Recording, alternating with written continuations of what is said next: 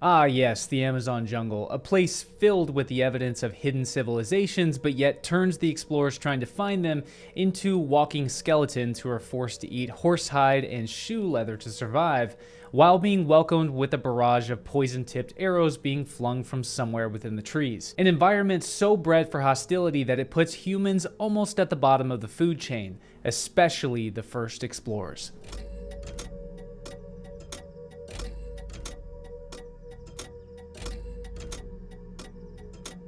So between the 1500s and 1800s, the first explorers who set out into the Amazon to look for evidence of hidden civilizations were met with a 90% mortality rate. This was probably one of the deadliest jobs to ever exist, and in fact, it was 3 times deadlier than fighting in the battles during the Napoleonic era. We are talking about an expedition that was more deadly than the warfare 200 years after the expedition took place. Could you imagine being asked to go on an expedition that is 3 times deadlier than warfare 200 years from now? That's just something I couldn't even imagine. I don't even know what expedition could possibly be that deadly. So anyway, in today's video, we're going to be talking about one of the most overlooked, iconic, and important explorers during all of the exploration period. An expedition that set the stage of Amazonian exploration for the next 300 years. You know, when we go through these stories of the first explorers, we often consider how lucky we are to live in the modern age. You think about the things that these early first explorers must have needed, like antibiotics or GPS, but really those things are not nearly as important as what they needed the most, and that is a website. You know, back then they had no easy and convenient way of creating an accessible platform to run their business. They had no easy way of selling their digital or physical products either. But lucky for you, these days you do not have to sail across the Atlantic Ocean and then roam around the Caribbean on a pirate ship just to make some money. But you know, we're probably just as busy as people were back then, and things are still very expensive. And that's why I built my website by using today's sponsor, Squarespace. Squarespace is an easy all-in-one platform that makes building your own website easy, like really, really easy. It has design intelligence, which helps you easily create a more elegant and personalized website for your business. It even allows you to build an online store, sell your products, and accept payments all in one place. So you've got design, e-commerce, blogging, scheduling, email marketing, analytics, and so much more all at your fingertips. And you get all of this at a fraction of the cost of hiring a developer. And I think most people, when they're thinking about building a website, they only think about the front end. You don't think about the cost of keeping the website live, which can be very, very expensive. If you're a creator or a small business owner who's always wanted to build their own website, but you weren't exactly sure where to take that first step, well, there really is no other option like Squarespace. And I actually used Squarespace to build my website long before I ever thought they'd be a sponsor of the channel. So if you're ready to take the next step and build your own website finally, head over to squarespace.com for a free trial, and when you're ready to launch, click the link on screen in the description or scan the QR code on screen to save 10% off your first purchase of a website or a domain. Thank you so much to Squarespace for sponsoring this video, and now back to the show.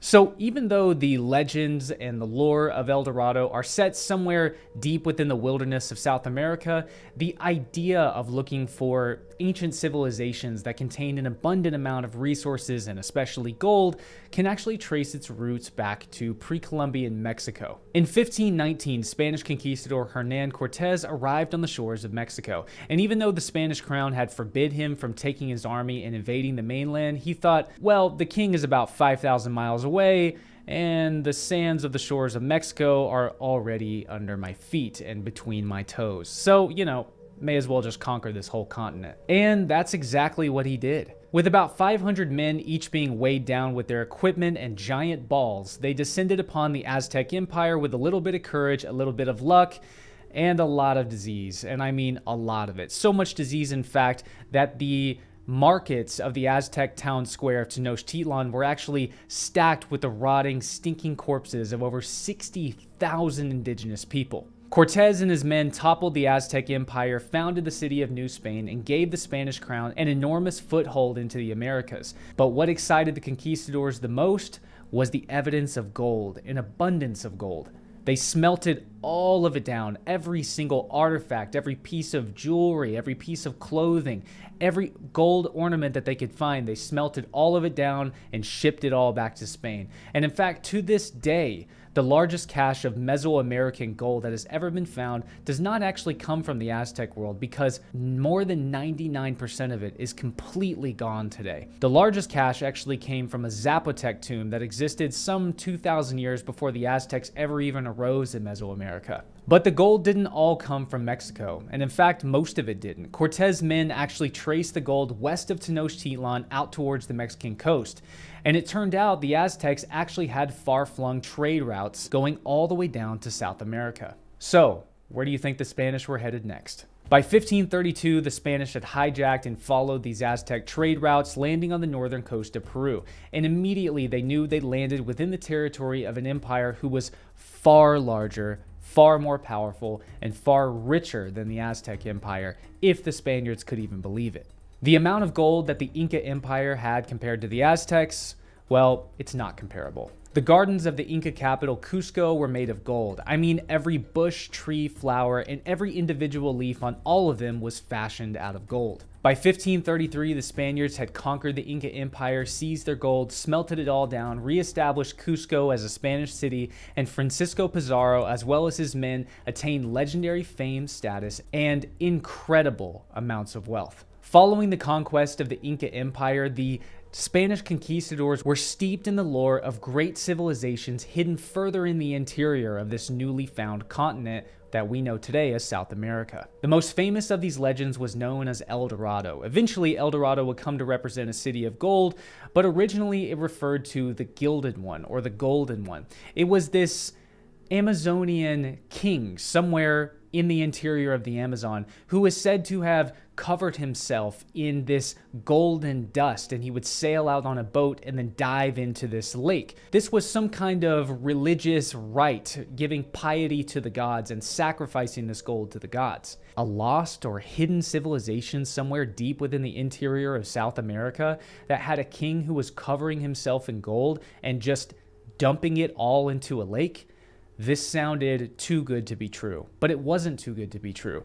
The Spanish had already conquered the Aztec Empire, filthy rich with gold. They had just conquered the Inca Empire, even more filthy rich with gold. This was not something that the Spanish did not believe. They absolutely believed that El Dorado the king or El Dorado the city did exist somewhere in the interior of the continent. The idea that there was a great king out there who covered himself in gold and washed it off in a lake seemed like the beginning of another legendary conquest. Now, in the modern day, I find that some scholars seem to downplay the possibility of lost, hidden, golden civilizations hidden somewhere deep in the Amazon. They play this off as a conquistador or colonial trope that was used to justify the colonization of the Americas.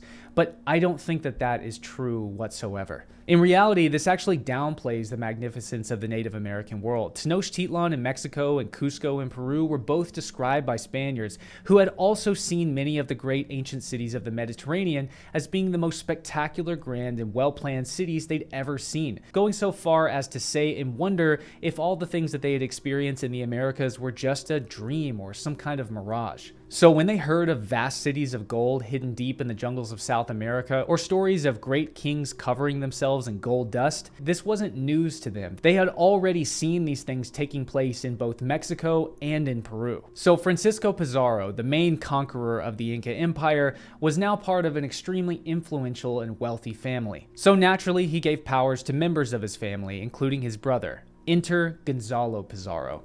Gonzalo was a conquistador and was the younger half-brother of Francisco. He joined his brother in the conquest of the Inca in 1530 and proved himself as a bold and ruthless soldier. He watched his brother ascend to the highest levels of fame and fortune and wanted to achieve similar feats for himself. He wanted the fame, he wanted the fortune, he wanted the honor, and perhaps more importantly to Gonzalo, he was jealous of his brother. Throughout the 1530s, Gonzalo, as well as really any other Spaniard worth their salt and had some kind of lust for adventure and finding riches, had heard the stories of El Dorado. Great untouched civilizations, gold, and even a land of cinnamon somewhere in a faraway place.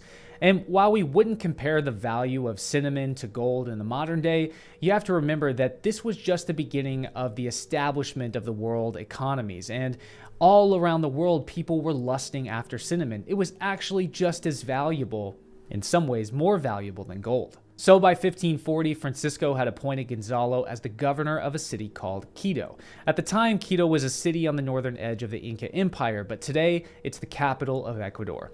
And it was from here that Gonzalo would set out to launch his own expedition to find this legendary land of cinnamon. But obviously, he wouldn't be doing this alone. So he recruited about 340 soldiers, most of which had fought alongside him during the Inca War and were ready to conquer another mystical land filled with riches. And the greatest decision Gonzalo Pizarro ever made was in picking his right-hand man. He needed a young, charismatic, brave, and fearless leader to accompany him and help lead the men. And ironically though, the greatest decision that Gonzalo Pizarro ever made is also exactly the reason that very, very few people remember Gonzalo's name today. Enter Francisco de Orellana. Thought to be a distant cousin of the Pizarros, Francisco de Orellana was just about 10 years old when the Aztec Empire was crushed in 1541.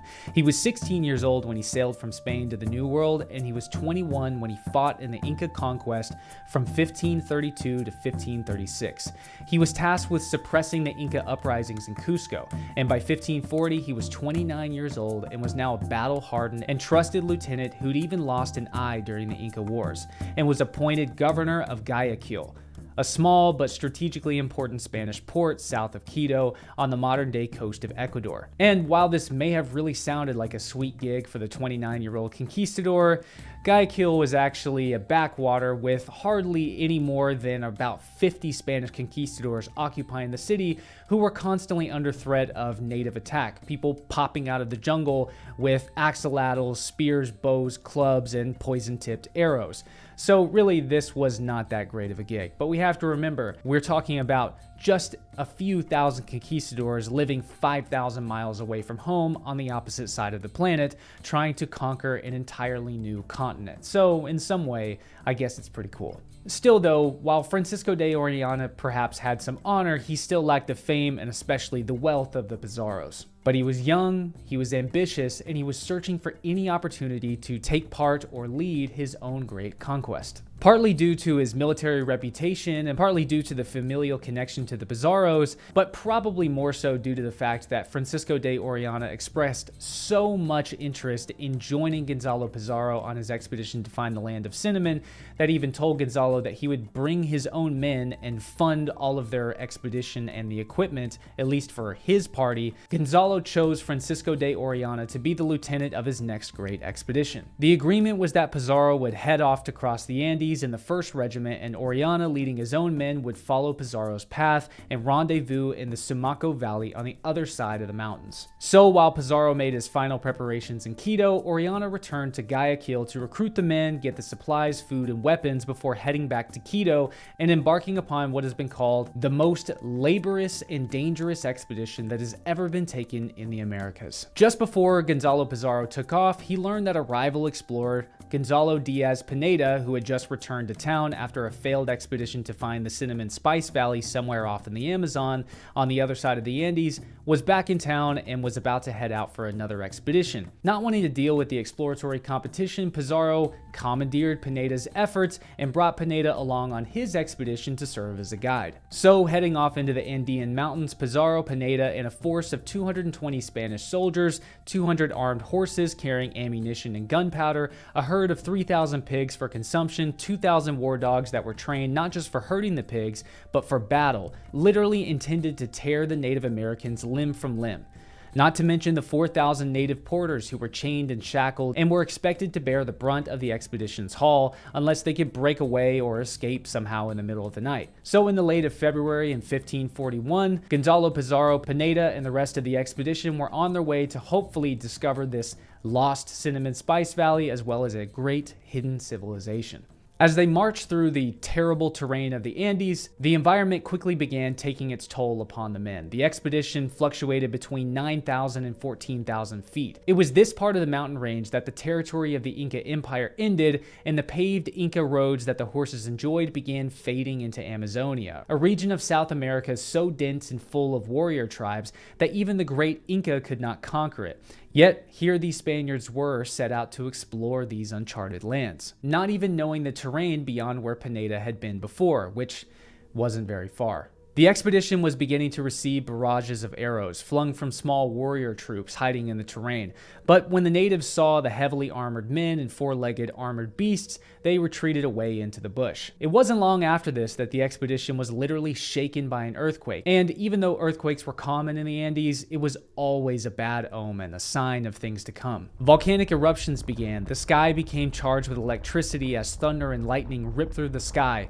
The Spaniards darted for shelter in the abandoned native villages, but the rumbling of the ground toppled most of the ancient structures and left them with no protection from the elements. The Andes were hard on all of the men, but especially the natives. Half naked, marching through frigid heights and falling dead left and right from hypothermia, they had only traveled about 30 miles from Quito, and over 100 of the natives had perished from the environment alone, and only a few were lucky to escape at night. It took about 2 months to reach the other side of the Andes before the men began descending down into warmer weather, but with every step further into Amazonia, the environment only became more inhospitable.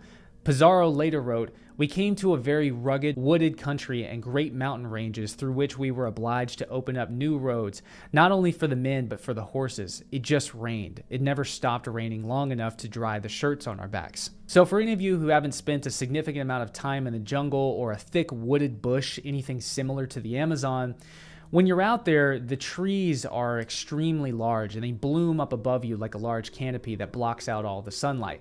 I've been gone in the jungles of the Maya world, such as Mexico, Guatemala, and I've been out there for weeks, and when I come home, people ask me, "Hey, didn't you just go on a trip down to Mexico or Guatemala? You look like you haven't even been outside." Well, I was out in the jungle where there is no sunlight. So when it's raining and that rain is ripping down through the tree leaves and constantly dripping on you, there is no possible way to dry off if the rain doesn't stop. Even Gaspar de Carvajal, one of the men who we'll discuss later, wrote about his experience dealing with bugs in the Amazon. "We were so plagued by mosquitoes and other vermin that we could neither sleep nor eat in peace, for they swarmed in clouds, biting and stinging us without cease. As the rain came relentlessly pouring down, the streams filled with water, and the crew was forced to resort to agonizingly assemble and reassemble impromptu bridges for each and every man, native, horse, dog, pig, and heavy wooden crate to cross, one by one." And after 3 months of doing this, the expedition had finally agonizingly reached the Samaco Valley. This was a lush, relaxed region in the eastern foothills of the Andes on the western edge of Amazonia, where Pizarro writes, "We continued our journey till we reached the province of Samaco, a good 110 miles away from Quito, and within which it was reported there was a big population, but it was impossible to travel there on horseback, and there I halted the expeditionary force in order to get it rested, both the Spaniards and the horses, for all were quite worn out in consequence of the great hardships which they had gone through in climbing up and going down the great mountains, and because of the many bridges which had to be built for the crossing of the rivers." And it was just about this time that Orellana had just returned to Quito to begin his expedition with his own troop of Spaniards. As they prepared to depart, members of Quito's wealthier class pulled Orellana to the side and urged him not to embark on such a long and dangerous journey with so few men, horses, and supplies. But Orellana is the main character of this story, and he had given Pizarro his word, after all, that he would meet him in the Samaco Valley as soon as possible. So, yet again, just like Hernan Cortez more than 2 decades earlier, a small detachment of Spanish explorers carrying nothing but an insufficient amount of equipment and their giant balls descended off into an uncharted land on the opposite side of the planet, in search of glory and a better life than they'd ever known before. After crossing the foothills of the Andes, reaching the base of the mountains and beginning their ascent, Orellana found that the warnings he'd received in Quito were well warranted. The natives were much less intimidated by his small band of adventurers, and throughout his long journey, retracing the path of Pizarro's force, Orellana was relentlessly welcomed with barrages of arrows, killing some of his men and killing or losing every single horse that they'd come with in the chaos. They were eventually able to navigate their way through cut paths and ravaged villages and rickety bridges left behind by Pizarro's force, and the few native inhabitants that still remained were picking up the pieces of their lives from the chaos in the wake of the Spanish. Eventually, Orellana and his merry band of adventurers stumbled into Pizarro's camp half naked and starved. According to Gaspar de Carvajal, Orellana arrived not as a fresh reinforcement that the rest of the expedition had hoped he would, but a stripped bare soldier carrying nothing but a sword and the willingness to endure the road ahead. Now sitting at the opening of the Great Samaco Valley, Pizarro headed off with a small group where he discovered a village and encountered a powerful and knowledgeable chieftain named Delacola. Through broken translation, he asked Delacola in a less than polite way if there were any civilizations or other settlements around that were more rich than the one that he was currently standing in. Delacola essentially responded by saying yes, but they're further off, much farther off to the east. He also told Pizarro through broken translation that he had actually been to these places. He also told Pizarro that his own territory stretched quite a long distance until they would reach the territory of a rival tribe. And then beyond that territory was an even more dangerous tribe, but there were great and large cities out there to be seen. Now, no one knows for sure if Delacola was telling the 100% truth to Pizarro as he was being interrogated, as Delacola was undoubtedly aware of the Spaniards' interrogation tactics in the past, such as torturing and murdering Native Americans to get information out of them. A lot of scholars think that in situations like this, Native American chieftains would have just lied to the Spaniards or told them what they were wanting to hear, essentially saying, oh yeah, further down here, far away from us. Go down that way and you'll find what you're looking for. And knowing full well that these are even more dangerous lands that they're sending the Spanish off into, and hoping that the Spanish will go down, probably be killed or starved to death, and leave the chieftain and his people alone. And it is possible that Delacola may have been telling Pizarro not the full truth, and that Delacola may very well have been hiding his own form of El Dorado that the Spanish to this day have never discovered. That is very likely. But Delacola would not be so lucky as to send the Spanish on a wild goose chase and leave he and his people alone. No, as suspicious as he was of Pizarro, Pizarro was equally suspicious of him. And Pizarro said, oh, you've seen these great cities. You're a powerful man. You've actually been there. I think you can show me these places, actually. You're going to come with me. So Delacola was nicely kidnapped and forced to join along on the expedition. It was also about this time that Gonzalo Pizarro realized that trying to explore the Amazon on foot or on horseback was a death sentence. He looked at the way the Amazonians navigated, and they used a main highway system, the river. They did not try, to a great extent, to traverse the land on foot. Yes, there were trails off in the backcountry, but these were small trails where he was at. By far, most of these Amazonians, all of them, when they needed to travel a medium to great distance, they traveled by the water. And he realized this was the key to exploring Amazonia. If there was a great civilization off somewhere in the interior of the Amazon, it was going to be along the riverside, just like all of the villages he had seen before were. So within a few months, Pizarro, Pineda, Chief Delacola, and Orellana had formed an armada and were sailing down the Coca River, headed for the Napo River, which would lead them deeper into the Amazon. But things were bad, really bad. At this point, over 3,000 of the native porters had already died from the harsh elements and the weight that they were expected to bear. 1/5 of the Spaniards had also died, and at this point, men were falling out every hour of every day. Most of the horses were dead, most of the dogs were dead or had run off into the jungle, and all of the pigs they had brought with them to eat were dead too. It was now Christmas Day of 1541, and the men were forced to boil the leather of their shoes and of the horse's saddle to eat as a Christmas meal. Things were pretty bleak. And it was here that Pizarro's leadership was beginning to fall into question, and without any more resources or food, everyone was beginning to wonder if going forward was anything more than a death mission. So Pizarro appointed Orellana along with 57 men in a few rickety canoes to scout a little further down the Coca River, while Pizarro hung back with a larger party until they returned, estimated about 10 to 12 days later, hopefully with some good news of settlements and large farms and food ahead. Over the next 12 days, Orellana and his merry band of adventurers would do their best to navigate down the now rushing and raging waters of the Napo River. This river was much more intense than the slow, meandering currents they'd experienced before. And when time was coming for the expedition to turn around and head back to Pizarro, all of the men, including Orellana, knew that this just wasn't possible. It wasn't possible to sail back up this rapid current that the Spaniards had never seen before in the Amazon. And they had learned before that it was impossible to travel the distance that they had gone 12 days downstream, back upstream, back towards Pizarro's camp. The men were just a hair away from mutiny if Orellana didn't give in and comply with their wish to continue downstream in hopes to find some kind of settlement. So Orellana had to draft a letter to the King of Spain, essentially to cover his ass, because he was going to have to answer for all of this, if he survived. In this letter, he wrote down why it was physically impossible to return to his commanding officer, Pizarro, and that absolutely none of his men were willing to make the journey back. He also had each of the men sign it, essentially each of them saving each other's ass. And now, early in January of 1542, Francisco de Orellana had ascended to the level of the main character and was now the head of his own expedition going down the Amazon at 30 years old. Now, that's Orellana, who he is, and why he ended up in the Amazon. But the point of the First Explorer series is not to give you a play-by-play historical account of these first explorers all around the world, but to tell you what they actually find according to the first-hand accounts. But to give you a background of why the far-reaching edges of the world were explored, who the explorers were, and what they found according to their own words, according to the first historical accounts. So, what did they find? As Gonzalo Pizarro returned to Ecuador in defeat and was forced to do nothing but write letters complaining about his former companion to the King of Spain, Orellana was just now beginning his long journey across the Amazon River. Just as the Spaniards had been told back at the Coca River, for the next 250 miles until they reached the mouth of the Great Amazon River, signs of habitation and food were sparse.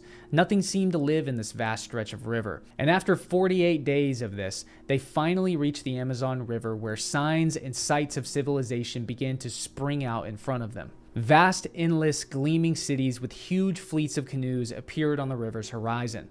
Before we came within 2 leagues of the city, we saw many buildings that shone white along the riverbank, and they were so large that they stretched for more than 20 leagues, which is 60 modern miles, with houses very close together, and we found them a great quantity of food such as maize, manioc, fish, and turtles, and the Indians attacked us with many canoes, some with 30 or 50 men, armed with bows and clubs and spears. We also saw wide paved roads leading inland, which showed it to be a very populous and rich province. As hordes of Amazonians sailing through the river waged an endless battle on the Spaniards, Orellana was forced to cease fighting from the boats and land upon this great city. As they came close to the shore, Spaniards leaped from the boats and their razor-sharp Spanish steel blades cut through the air. The Amazons disappeared into the forest and further off into the city. Orellana sent a handful of men to run off the rest of the natives, while he and the other men ransacked the houses looking for food and tended to their wounds. When the men returned, they told Orellana that the city simply didn't end, it just went on and on. They told him that it was enormous, impressively organized, and stocked with food. There was a great quantity of food, such as turtles and pins, biscuits made from maize, and a great deal of fish, and even pools of water. Now, this is likely either referring to reservoirs, but it may also be referring to something else. These Amazonians may have also had literal swimming pools. This isn't something that's crazy. These existed in the Aztec capital city of Tenochtitlan. They also exist in the Maya capital city of Palenque, where you can go out into the ruins and you can find ancient swimming pools that are about the size of modern private home swimming pools that are still being filled with fresh, crystal clear blue water today. Could this have been something that the Spaniards had found in this Amazonian city? And something else I think about is if they had even found a luxury private swimming pool in an Amazonian city, would they have even understood the concept of a swimming pool?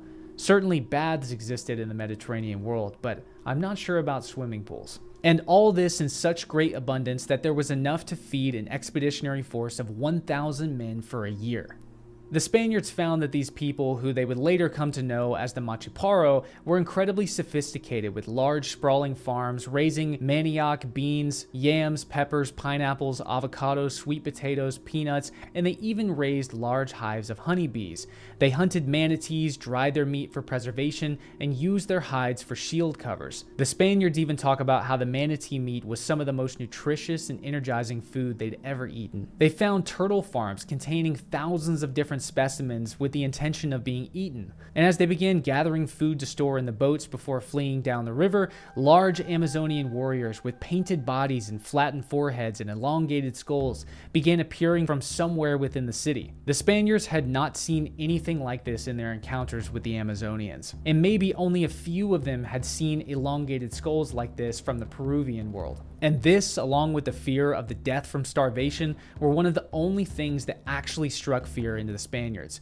After 2 hours of fighting, the Spaniards successfully retreated back to their boats with a surprising amount of food, but at the cost of 1/3 of the entire armada being grievously wounded with spears and arrows piercing their arms and legs, one young Spaniard even dying from his injuries days later. Over the next 7 months, from February to August of 1542, Orellana and his men survived an innumerable onslaught of attacks from Amazonian warriors, but they saw all of the evidence of golden cities and hidden civilizations that they'd come to find. Over the course of their more than 2,000-mile journey, Orellana likely visited or saw somewhere around 200 settlements, from the size of small villages to huge cities ranging up to 60 miles long. And of course, they were attacked along the entire journey. There went about among these men in the war canoes 4 or 5 sorcerers, all daubed with whitewash and their mouths full of ashes which they blew into the air, having in their hands a pair of aspergills, an instrument for sprinkling holy water, which they moved along and kept throwing water about the river as a form of enchantment. And after they had made one complete turn about our boats, they called out to the warriors, and at once these began to blow their wooden bugles and trumpets and beat their drums, and with a very loud yell they attacked us. And they were even attacked by something that I in particular find very interesting: warrior shamans. To perform assaultive sorcery, the master awakens the effigy by fumigating it with tobacco smoke and makes it stand and sway on the palm of his cupped hand. Suddenly, the figurine lifts off with the roar of a hurricane and flies to the targeted village, whose residents can hear the missile approaching but not see it. This is honestly one of the craziest first-hand accounts that I found from the Amazonian world.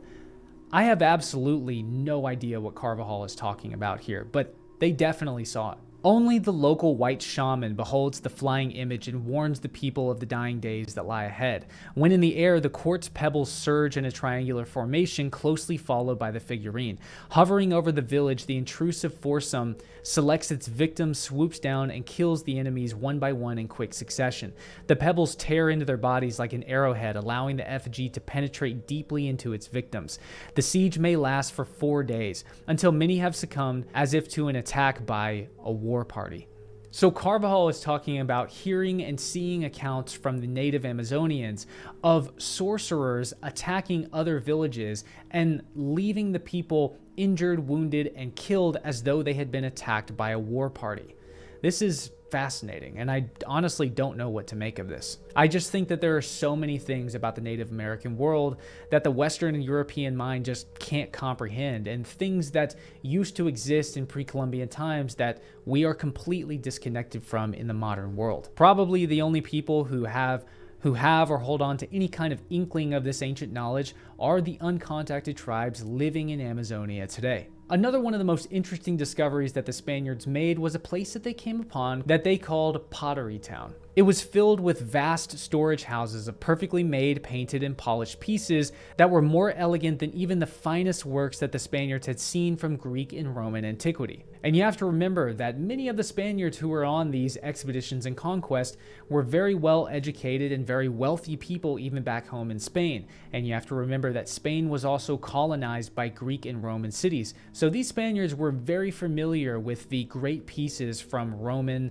and Greek antiquity. Other small small pieces such as plates and bowls and candelabra of this porcelain of the best that has ever been seen in the world. For that of Malaga is not its equal, because this porcelain for which we found is all glazed and embellished with all colors and so bright that they astonish. And more than this, the drawings and paintings which they make in them are so accurately worked that one wonders how with only natural skill they manufacture and decorate all these things like Roman articles. Unfortunately, none of these exact pieces that Orellana saw are known to us today. But judging by other specimens of ancient Amazonian pottery, I can almost definitely say that they were actually on par with Roman, Greek, and even Minoan pottery. Even the location of this pottery town is unknown, although it is thought to have been somewhere near where the Japara River meets the Amazon River. And I went and looked at this in satellite imagery as I was curious, and from what I can tell, it certainly looks like it would have been a hotspot area where 3 different rivers intersect, perfect for a town that specializes in creating, storing, and selling pottery throughout the surrounding regions of Amazonia that likely had even greater populations somewhere on the interior, which is exactly the impression that Francisco de Orellana got as well. So if you're looking for an ancient lost city hidden somewhere within the jungles of the Amazon, I think that where these 3 rivers meet is probably a good place to start. And what I've loved about this project is that for so many of these things, if you're trying to look for an ancient lost civilization, you really have to get deep into the historical first accounts and the sources to actually find little glimmers of what could potentially be a hidden civilization. So the expedition would go long stretches of time before seeing any signs of civilization. But when civilization did arrive upon the river's horizon, it was overwhelmingly evident that sophisticated and industrious civilizations existed all throughout the Amazon. The land was very fertile, and we saw great fields of maize and manioc and other crops unknown to us, with channels of water brought from the rivers to them, and the fields were raised above the floodwaters, which was a marvel to behold. And nearly 500 years later, we now understand and know the reason why Orellana would, when he was traveling down the Amazon through the rivers, he would only find certain pockets of civilization. And this was because the Amazonians cultivated man-made gardens using a black soil called Terra Preta, which makes even the most infertile soil a rich garden ripe for cultivation of any crops one could desire. They came across a large series of towns across a 5-mile stretch. They were friendly people ruled over by an overlord named Paguana, who had many subjects and quite civilized ones. They also learned that Paguana did not reside in this riverside town, but instead lived somewhere at a further inland capital city that possessed great quantities of silver and large herds of llamas, and that the land there was very pleasing and attractive and very plentifully supplied with all kinds of food and fruit such as pineapples and pears and custard apples and many other kinds of fruit of very good quality. But after suffering a nearly fatal beating in the last land assault, Orellana simply charted the location of this village and was determined to continue on down the Amazon. Perhaps they would return here someday, better armed and better prepared for a conquest. After all, Francisco was only 31 years old. The following days, traveling down Paguana's region, they noted as many as 20 individual towns along the riverbank. At the end of the day, they saw a town that stood out as peculiar. They called this place the end of the province of Overlord Paguana. From there, we saw indications of the existence of savannas, for the huts were roofed over with straw of the kind that grows in savannas, and it was believed that they must bring it here from the inland country, toward which went out many roads which undoubtedly led to the other cities situated away from the river in the interior of the country. Throughout the next month, Orellana and his men never ceased to spot small villages, towns, and even large cities along the river. Some peaceful, others warlike. They eventually came upon another large city with sights unlike anything they'd seen before. As they approached, the city dwellers showed themselves to be peaceful and talkative, and they invited the Spaniards to come in through the gates and walk around the city square. At this gate were 2 towers, very tall and having windows, and each tower had a door, 2 facing each other, and at each door were 2 columns, and this entire structure rested upon 2 very fierce lions, which we can probably safely assume are actually pumas or jaguars, which turned their glances backwards as though suspicious of each other, holding between their forepaws and claws the entire structure, in the middle of which there was a hole through which they offered and poured out chicha for the sun, for this was the wine which they drank, and the sun is whom they worship and consider their god.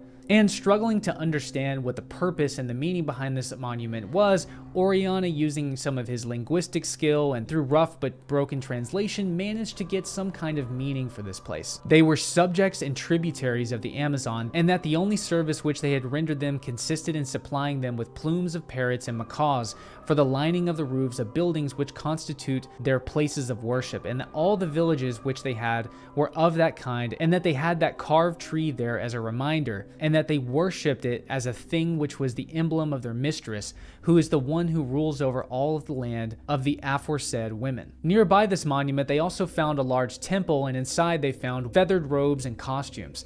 They were told that the Amazonians would adorn these costumes during religious rites and festivals in front of their idols. And to Orellana, this seemed all too similar to the legends of the Aztec rituals, rites, and festivals that were performed at Tenochtitlan just a couple decades earlier. And of course, the Aztecs were no strangers to sacrificing their own people as well as the Spaniards. The Amazonians didn't harm the Spaniards, but they quickly left this town and saw more towns with very similar monuments as they continued downriver.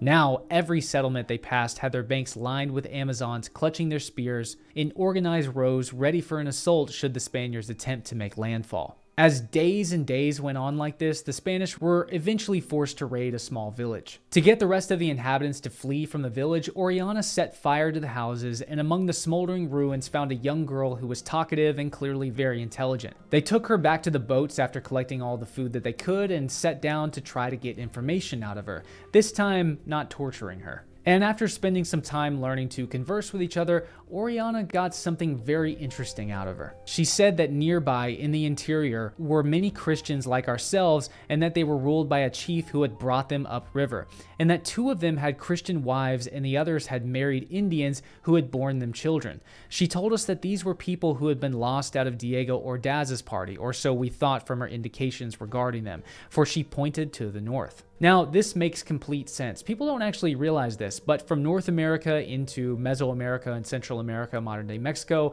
and all across South America, there were very early Spanish and European parties who would poke around and attempt to explore unofficially the interior of the American continents, and they would go missing only to be rediscovered decades later by other Europeans exploring the Americas. And when they tried to interact with each other, the Europeans who had gone missing before had forgotten their native tongue of Spanish, and they were now speaking a fully indigenous language and fully inducted into the indigenous life with absolutely no willing to return to the European world, which should give you some kind of indication as to how good life must have been in the pre-Columbian world. Later that summer, Orellana also captured a young trumpeter from his settlement following a peculiar skirmish with the natives, where tall, light-colored women emerged from the ranks with their hair braided down to their waist. They stood and slit the throats of any Amazonian warrior who attempted to retreat the battle, and when it came time to fight, these women were so fierce that one warrior even cut down 3 Spaniards. And immediately this reminded Orellana of the great Greek legends of the Amazon warriors. And in fact, it should be added that even Columbus had seen female warriors in the Caribbean, and Cortez had seen female warriors on an island off of Panama. So after another short period of figuring out how exactly to communicate with each other, this young trumpeter told Orellana about who he was and where he had come from and the people of his village. The Indian answered that they lived in the interior 7 days' journey away, and since Cuenco was subject to them, they had come to guard the shore. The captain asked if they were married, and the Indian said no.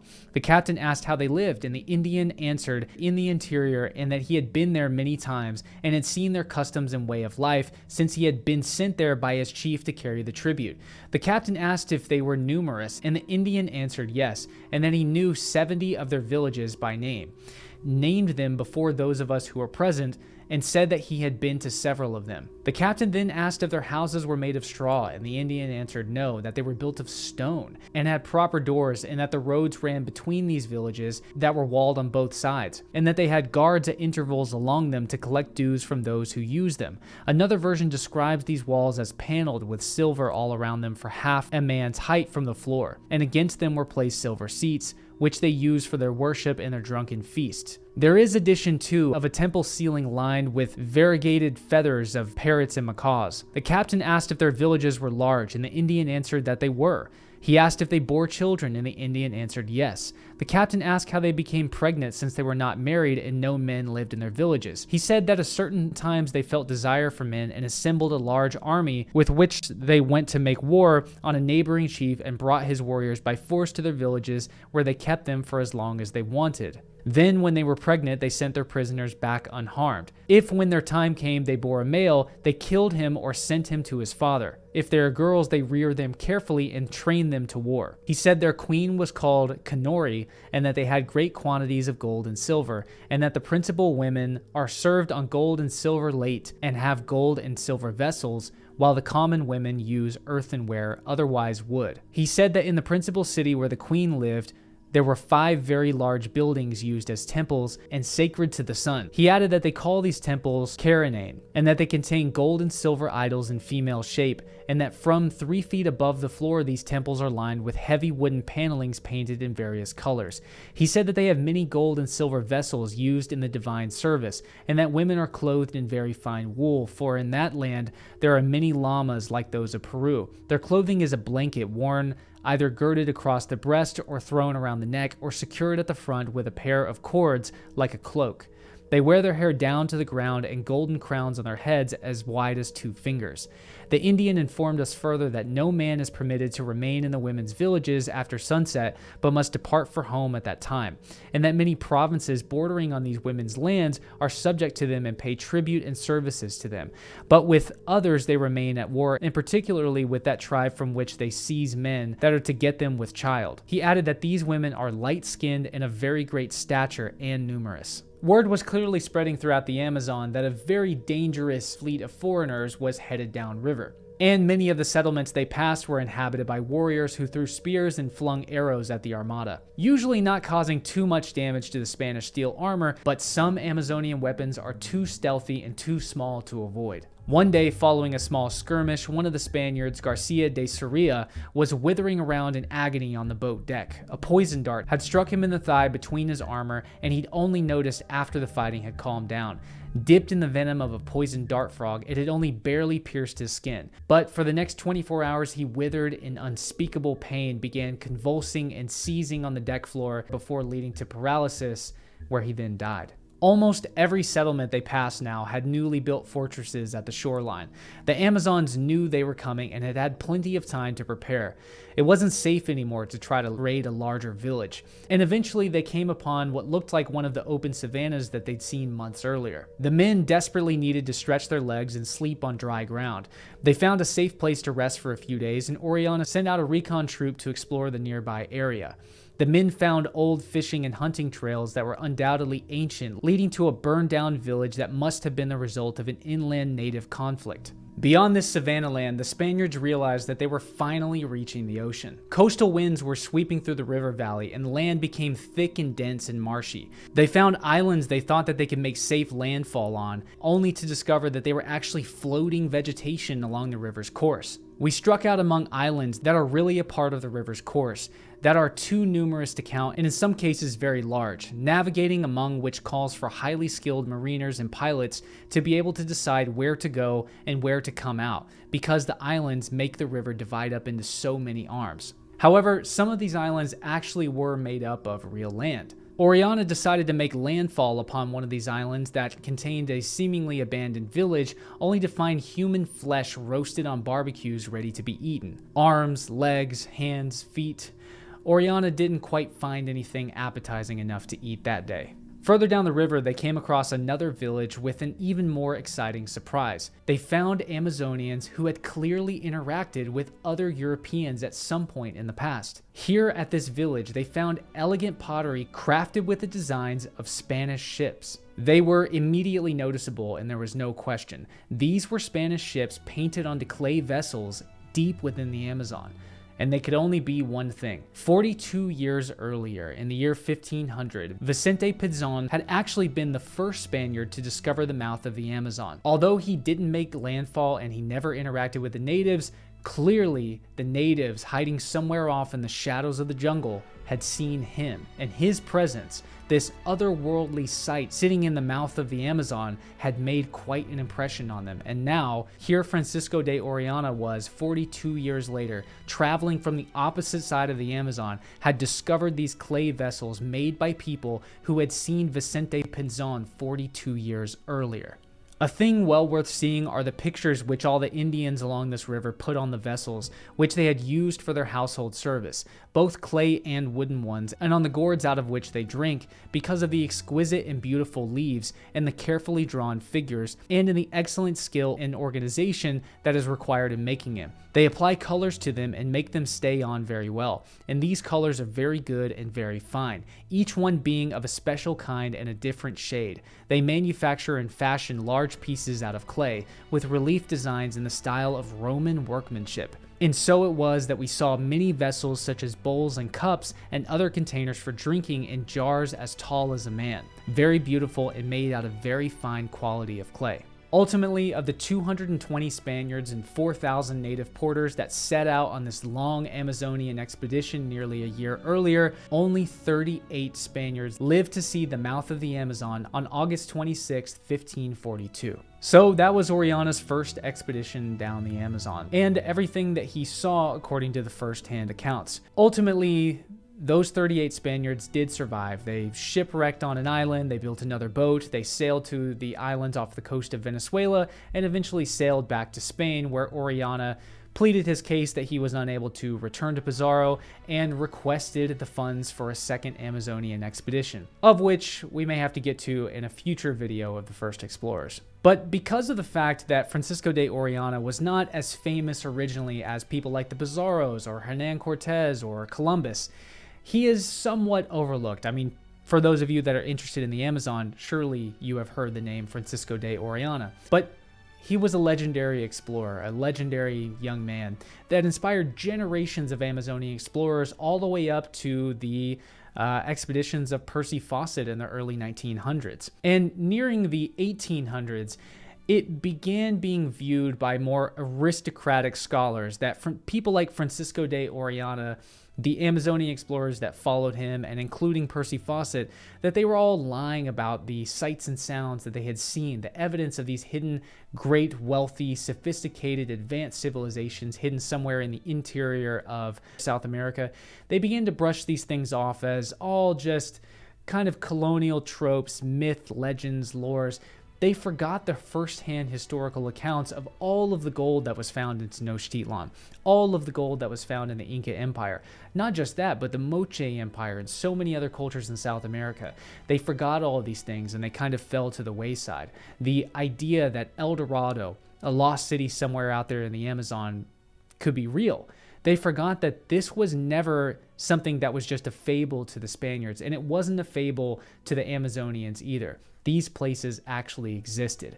And thanks to modern day LiDAR, we are actually finding ample amounts of evidence of these sites, at least on the peripheral of the Amazon, as exploring the central of the Amazon really just hasn't been done. So that's the first episode of The First Explorers. I'm Luke Caverns. Thank you so much for joining me, and like and subscribe for more if you'd like more stories of exploration on the edges of the world.